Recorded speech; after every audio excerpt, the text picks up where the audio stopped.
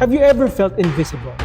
Yun bang pakiramdam mo, nandyan lang sila pag may kailangan sila sa'yo. Pero pag ikaw yung may kailangan, wala na sila.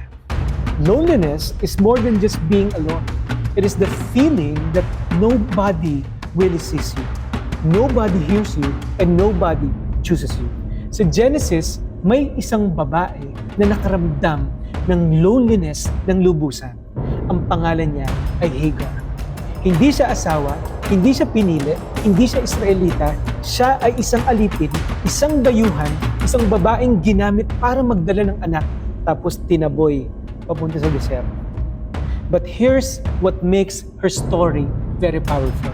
Sa gitna ng buhangin, ng luha, ng abandonment, ng lahat ng pinagdaanan niya, siya ang unang tao sa Biblia na nagbigay ng pangalan sa Diyos.